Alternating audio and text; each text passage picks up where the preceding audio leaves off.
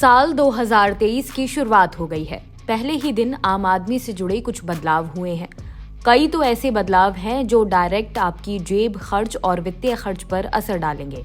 LPG cylinder से लेकर banking से जुड़े नियमों में बदलाव हुआ है।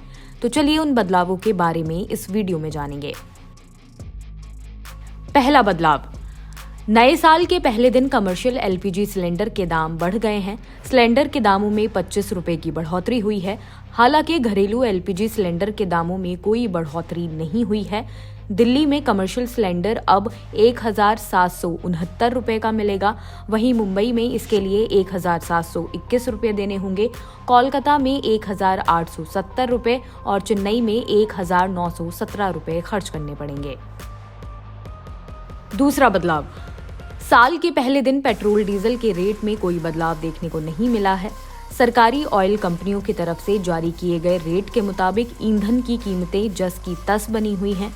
इंडियन ऑयल कॉरपोरेशन के मुताबिक दिल्ली में 1 लीटर पेट्रोल 96.72 रुपए और 1 लीटर डीजल 89.62 में बिक रहा है। तीसरा बदलाव, सरकार ने नए साल के मौके पर तोहफा दिया है। स्मॉल सेविंग स्कीम पर ब्याज दर बढ़ा दी है। ये लगातार दूसरी तिमाही है जब सरकार ने स्मॉल सेविंग स्कीम पर ब्याज दर बढ़ा दी है।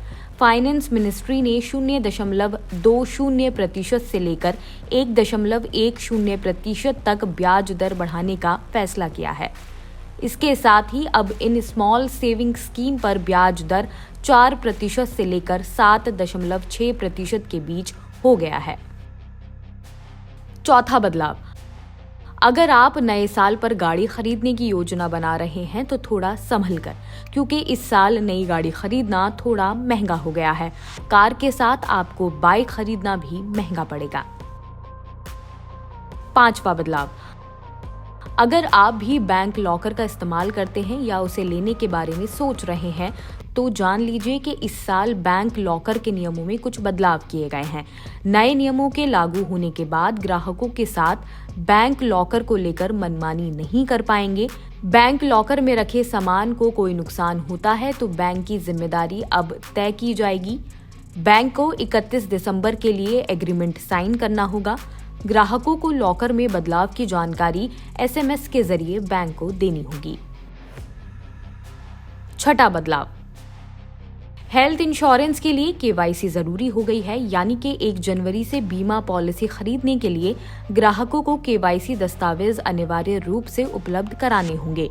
भारतीय बीमा नियामक और विकास प्राधिकरण ने सभी तरह के लाइफ, जनरल और हेल्थ इंश्योरेंस के खरीद के लिए केवाईसी अनिवार्य कर दी है। उम्मीद है ये सारे बदलाव आपको अच्छे से समझ में आ गए होंगे। ऐसी ही और जानकारियों के लिए देखते रहिए जनसत्ता।